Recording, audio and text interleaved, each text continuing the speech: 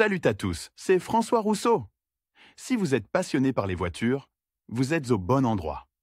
Continuez à regarder, on va entrer dans le vif du sujet. Du joint de culasse, ou simplement du joint de culasse, ne mène à rien de bon. C'est un phénomène désagréable pour tout propriétaire de voiture. L'endommagement de cet élément a immédiatement des répercussions négatives sur le fonctionnement du système de chauffage, le moteur surchauffe, de la fumée commence à s'échapper de sous le capot, de l'émulsion apparaît dans l'huile moteur. Si un automobiliste rencontre au moins un de ces signes, la première chose à vérifier est l'état du joint de culasse. Il existe différentes causes et différents signes d'un joint percé, qui nécessitent une action appropriée de la part du propriétaire du véhicule. L'automobiliste peut apprendre à déterminer la présence de problèmes dans ce nœud. Il doit également savoir comment agir dans une telle situation. Qu'est-ce qu'un joint ?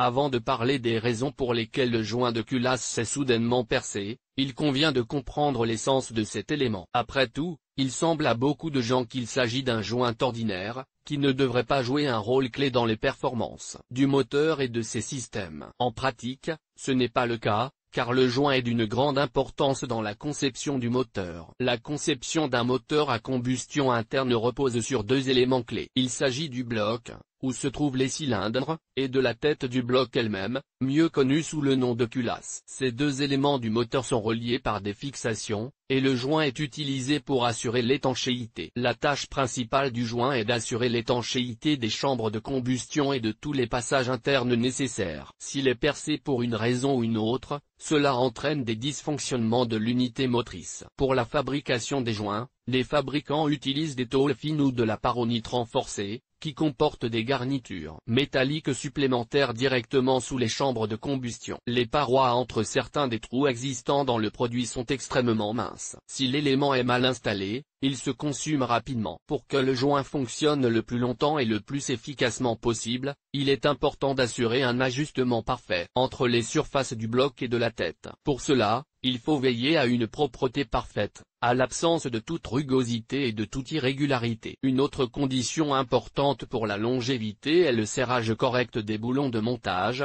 qui doit être effectué dans un ordre strictement défini et avec un couple de serrage clairement contrôlé. À cette fin, les constructeurs automobiles joignent toujours un manuel contenant un diagramme détaillé et une description des couples de serrage lorsqu'ils effectuent des travaux de réparation et de révision impliquant la déconnexion de la tête et du bloc. Cause de dysfonctionnement. Après avoir défini le concept et la signification de l'élément, il est maintenant nécessaire de comprendre pourquoi le joint de culasse peut griller. Malgré la diversité des causes possibles, cela se produit le plus souvent en raison de la surchauffe la plus courante, lorsque la température du moteur dépasse les valeurs admissibles. La surchauffe elle-même peut se produire sous l'influence de différents facteurs. Lorsque le moteur surchauffe, le couvercle est un peu plus enfoncé, ce qui rompt le plan d'adhérence et de contact entre les deux éléments par l'intermédiaire du joint d'étanchéité. Le résultat ne se fait pas attendre et une dépressurisation se produit avec des conséquences dangereuses. La pratique et l'expérience des appels au service automobile montrent clairement que le changement de géométrie concerne principalement les culasses en aluminium. Les culasses en fonte ne sont pas concernées. Dans le cas de la fonte, la probabilité de formation de fissures due à la surchauffe est plus élevée que celle d'un gauchissement. La surchauffe peut également provoquer un échauffement extrême du joint lui-même, ce qui entraîne des modifications de la structure et de la géométrie du produit. Il en résulte également un processus de dépressurisation. Ce phénomène peut se produire dans les machines où l'on utilise des joints en fer et en amiante. Outre la combustion, il existe d'autres raisons pour lesquelles le joint de culasse peut être percé. Dans ce cas, la faute incombe principalement aux artisans qui ne respectent pas les règles de serrage, ne suivent pas les règles établies, et n'utilisent pas les couples de serrage spécifiés dans les instructions. En outre, un serrage excessif ou insuffisant peut avoir des conséquences négatives. Si le joint est trop serré, il s'effondre tout simplement. Cela se produit souvent lors de l'utilisation de joints fabriqués avec des matériaux de mauvaise qualité. Si le joint n'est pas complètement serré, les gaz d'échappement commenceront à s'échapper, c'est-à-dire que le joint n'assurera pas une étanchéité totale. Au début, les gaz peuvent s'échapper par petites portions imperceptibles. Mais en interaction avec l'air, le matériau du joint commence à s'user, ce qui finit par entraîner des signes plus évidents. Toutefois, Les causes les plus évidentes de dysfonctionnement comprennent la mauvaise qualité intrinsèque du joint. Certains fabricants utilisent des matières premières peu performantes. La tête ne survit pas toujours à la période de garantie. Pour éviter de tels problèmes de moteur, essayez d'utiliser uniquement des produits de haute qualité. La marque ne joue pas un rôle essentiel à cet égard, car des contrefaçons portant le nom de sociétés bien connues se répandent activement sur le marché. Il est préférable de s'adresser à des magasins spécialisés et certifiés. Il ne faut pas exclure une raison aussi simple que l'usure. Il s'agit d'un consommable dont la durée de vie est limitée. Si la voiture est ancienne et que le moteur perd progressivement de son efficacité, il est probable que le joint soit brûlé ou percé. Il faudra le remplacer en respectant scrupuleusement les règles, l'ordre et le couple de serrage. Signes caractéristiques. Par ailleurs, le propriétaire de la voiture doit nécessairement se familiariser avec les signes d'un joint de culasse brûlé. Cela vous permettra de diagnostiquer le dysfonctionnement à temps et de prendre les mesures appropriées pour l'éliminer. Plusieurs symptômes indiquent que le joint de culasse de votre moteur est percé. L'apparition de l'un d'entre eux est une raison de faire appel à un service de réparation automobile ou d'essayer de résoudre le problème par vos propres moyens. Si vous disposez d'une clé dynamométrique et d'un schéma de serrage réglementé par le constructeur, le remplacement peut se faire de vos propres mains. Mais c'est à chacun de décider quelle est la meilleure façon de procéder. Sur la base de ce qui précède, on peut noter que le joint de culasse a pour fonction d'assurer l'étanchéité du bloc, ainsi que la protection contre la pénétration des gaz des cylindres en fonctionnement dans le compartiment moteur et contre le mélange des fluides utilisés, carburant, huile et antigel, entre eux. Soyez attentifs aux symptômes caractéristiques. Ils vous indiqueront qu'il y a un problème au niveau de la culasse,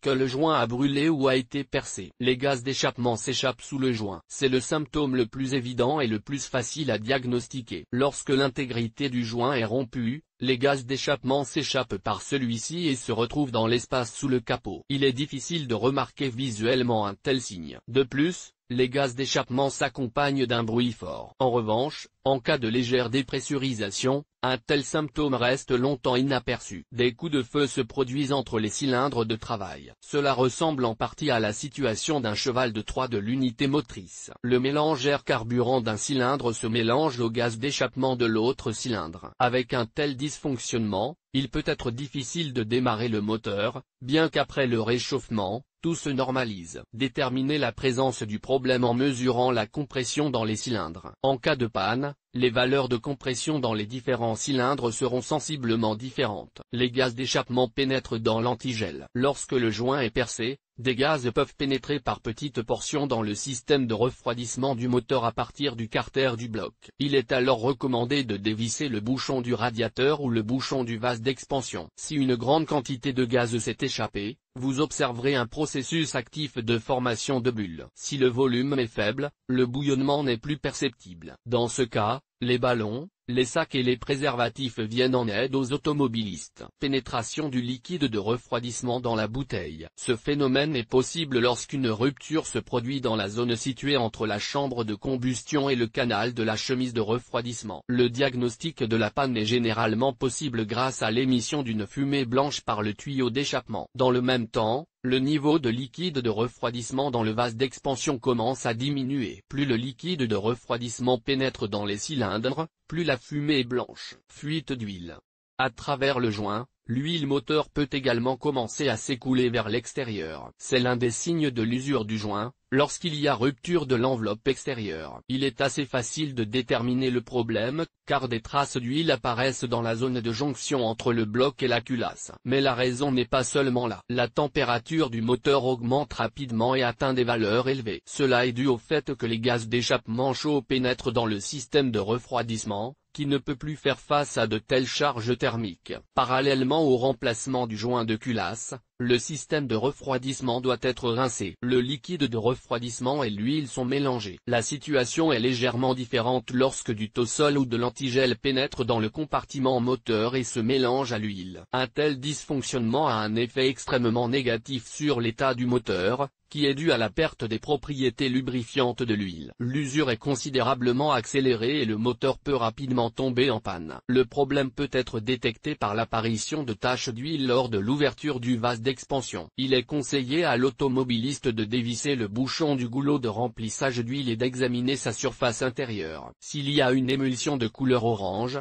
le liquide de refroidissement a certainement pénétré dans le lubrifiant. La même émulsion peut être trouvée sur la jauge d'huile. Faible fonctionnement du chauffage. Lorsque le joint brûle, les gaz d'échappement pénètrent dans l'enveloppe du système de refroidissement. Cela contribue au gonflement actif de l'échangeur de chaleur, radiateur de chauffage. Cela réduit l'efficacité de son fonctionnement. En même temps, la température de l'antigel peut monter en flèche. La pression augmente dans les raccords du radiateur. Si l'étanchéité du bloc et de la culasse est compromise, les gaz d'échappement suivent le système de refroidissement et pénètrent par les raccords du radiateur. Ceux-ci peuvent devenir durs au toucher. Il est facile de le vérifier en pressant simplement le tuyau avec la main. Les bougies d'allumage s'encrassent, ou elles sont mouillées parce que les cylindres sont remplis de liquide de refroidissement, qui se compose principalement d'eau. Lire aussi, dureté ou mollesse de la pédale de frein. Il faut être prudent. Un signe évident de surchauffe du moteur est l'apparition de condensation à la surface. Il s'agit d'un symptôme indirect d'un joint brûlé ou d'une fissure dans le bloc. Après vous être familiarisé avec tous les signes possibles d'un joint de culasse brûlé sur le moteur, vous devez vous familiariser avec les méthodes de diagnostic du dysfonctionnement, qui sont parfois faciles à appliquer de vos propres mains. Méthode de diagnostic.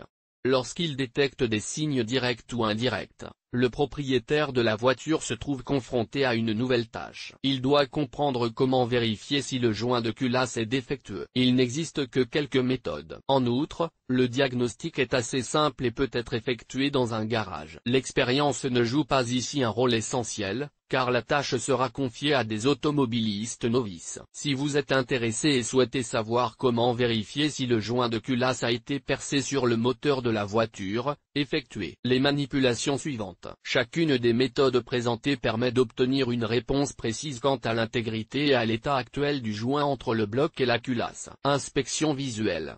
C'est l'option la plus simple pour déterminer si le moteur est percé ou si le joint de culasse est usé. Ici, il n'y a pas d'algorithme d'action défini et strict. Le dysfonctionnement est déterminé simplement par une observation visuelle. Il faut d'abord démarrer le moteur, ouvrir le capot et observer attentivement la zone de liaison entre le bloc et la culasse. Si même une petite quantité de fumée sort par les fentes, c'est qu'il y a un problème. Vous pouvez également écouter le comportement du moteur, qui peut commencer à produire des bruits de sonnerie inhabituels. Vérifiez la présence de liquide de refroidissement dans le radiateur et le vase d'expansion. Il est également obligatoire de vérifier le goulot, qui sert à remplir l'huile moteur neuve dans le cadre de l'entretien programmé. La méthode est également visuelle. Il suffit de dévisser tous les couvercles et de les examiner attentivement. N'oubliez pas de regarder à l'intérieur du réservoir. Si le liquide de refroidissement a pénétré dans le moteur, vous verrez sur le bouchon de remplissage d'huile une émulsion rouge caractéristique. Si l'antigel contient de l'huile, des taches huileuses apparaîtront sur le bouchon du radiateur ou le vase d'expansion. Observation du tuyau d'échappement. Démarrer le moteur. Vous pouvez demander à un assistant d'accélérer un peu pour augmenter le volume de la fumée sortant du tuyau d'échappement. Si vous voyez sortir de la fumée de couleur blanche, qui est en fait de la vapeur, il y a probablement un problème de joint percé. Dans le cas de l'antigel, une fumée blanche avec une teinte sucrée distinctive s'échappe généralement par le tuyau. Examinez également le réservoir d'expansion du liquide de refroidissement. Si le niveau baisse progressivement, vous avez probablement diagnostiqué une défaillance du joint. Bien que ce signe soit considéré comme indirect, vérifiez qu'il n'y a pas de gaz d'échappement dans le système de refroidissement. Pour ce faire, vous pouvez utiliser l'une des deux méthodes suivantes. La première consiste à dévisser le bouchon du radiateur ou du vase d'expansion. S'il y a des bulles actives à l'intérieur, c'est mauvais signe. La seconde méthode consiste à utiliser un ballon ou un préservatif ordinaire. Le produit est tendu sur le col du réservoir, en enlevant le bouchon au préalable. Le moteur est ensuite mis en marche à une vitesse d'environ 3 à 5 000 par minute. Si le ballon ou le préservatif se gonfle, rapidement ou lentement, cela signifie qu'il y a eu dépressurisation. C'est-à-dire que le joint devra bientôt être remplacé. Lire aussi. Tout sur la vidange du liquide de frein dans la voiture. Toutes ces méthodes sont utilisées depuis des décennies et restent efficaces, simples et assez précises. Oui, vous pouvez dépenser de l'argent supplémentaire et vous adresser à un service automobile pour obtenir un diagnostic. Mais pour économiser de l'argent, il vaut mieux déterminer soi-même la panne,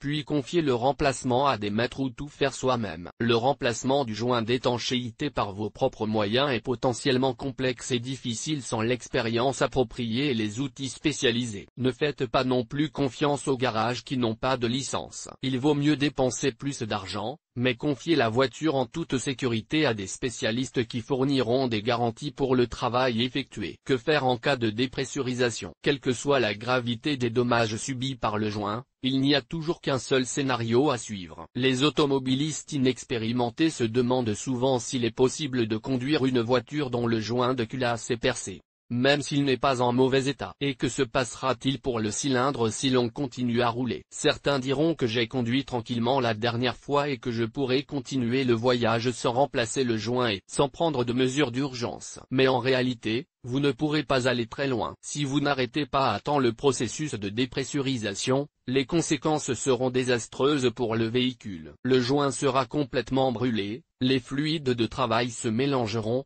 des problèmes de refroidissement et d'échappement se produiront, etc. Le résultat peut être une panne complète du moteur, qui n'est pas toujours récupérable, même si l'on tient compte de la révision. En d'autres termes, vous pouvez prendre la route si vous voyez une légère manifestation des premiers signes d'une crevaison. Mais vous devez vous rendre dans un garage ou dans la station-service la plus proche, où l'on vous aidera à résoudre le problème. Un joint perforé ou brûlé n'est qu'une indication de la nécessité de le remplacer. La procédure comprend plusieurs étapes. Tout d'abord, tous les ensembles et éléments de l'espace sous le capot sont retirés, reliés au moteur et empêchant l'accès à la tête du bloc. Ensuite, les boulons sont dévissés. Dans la plupart des cas, les anciens boulons ne sont plus utilisables. En plus du joint, vous devrez acheter un jeu de nouveaux boulons. Si le plan de la tête est cassé, on procède au meulage de la surface. Dans ce cas, vous ne pouvez pas vous passer de machines spéciales, qui ont peu de chances de se trouver dans le garage d'un automobiliste ordinaire. Un nouveau joint est nécessairement acheté en tenant compte de l'épaisseur de la couche de métal enlevée lors du meulage. La tête et le bloc sont nettoyés de toute la suie accumulée à la jonction avec le joint. Toutes les traces de l'ancien joint sont soigneusement éliminées. Il reste à effectuer une révision complète de toutes les surfaces. La tâche du propriétaire de la voiture ou du maître qui effectue la révision consiste à détecter les lacunes. Ils peuvent être présents, mais ne doivent pas dépasser 0,5 à 1 mm. Si la culasse présente des lacunes, il faudra la rectifier ou acheter une nouvelle culasse. Il est recommandé d'appliquer une couche de graisse de type graphite sur les surfaces d'accouplement pendant le processus de remplacement. Cela donnera plus de souplesse au joint et lui permettra de mieux prendre sa position optimale sur la surface. Lorsque toutes les mesures de remplacement ont été prises, il est essentiel de surveiller les performances de l'unité motrice pendant quelques semaines ou quelques centaines de kilomètres, de ne pas la surcharger et de surveiller les éventuels signes d'usure du nouveau joint. Ne surchargez pas le moteur immédiatement après le remplacement du joint. Laissez-le tourner sous une charge légère à moyenne. De cette manière, le joint sera complètement installé et garantira le niveau d'étanchéité requis. La qualité initiale du produit joue un rôle important, de même que le respect des règles de serrage, qui sont fournies par le fabricant et figurent nécessairement dans le manuel d'utilisation. S'écarter de ces règles ne garantit pas un bon résultat. Vous risquez de perdre de l'argent, du temps et des efforts. Choix du joint. Pour conclure, il convient d'évoquer le choix d'un joint de culasse approprié. Ils sont fabriqués à base de métal et de vapeur. Il est donc naturel que les automobilistes s'intéressent à la question de savoir lequel des matériaux présentés est le meilleur et lequel vaut la peine d'être utilisé. Chaque type de joint a ses propres forces et faiblesses. Pour en choisir un, vous devez vous inspirer des recommandations du constructeur automobile. Si le manuel indique qu'il faut utiliser des produits en métal ou en paronite, il est absolument impossible d'aller à l'encontre des recommandations. Les joints métalliques sont plus durables que leurs concurrents. Ils sont généralement installés sur les moteurs à puissance accrue et lors de l'utilisation d'un turbocompresseur. Si votre voiture a des indicateurs de puissance moyens et que vous la faites fonctionner sans charge excessive, la paronite remplira parfaitement son rôle. Par ailleurs, la qualité du produit et l'exactitude de son installation jouent un rôle important. Il est préférable d'acheter des joints auprès de fabricants de confiance, par l'intermédiaire de vendeurs certifiés, afin d'éviter les contrefaçons. Il est tout aussi important d'installer le produit correctement. Lorsque le joint n'est pas uniforme, il se consume rapidement, quelle que soit la solidité du matériau à l'origine. Lorsque le joint de culasse de la voiture est percé et que le conducteur observe les signes correspondants, il n'est pas possible de poursuivre un long voyage. En théorie, vous pouvez arriver à destination, mais le moteur sera alors tellement endommagé qu'il faudra, dans le meilleur des cas, procéder à des réparations coûteuses ou importantes. Dès les premiers signes, il faut se rendre dans un garage ou un centre d'entretien automobile. Il est important non seulement de détecter la détérioration des joints, mais aussi d'en comprendre la raison.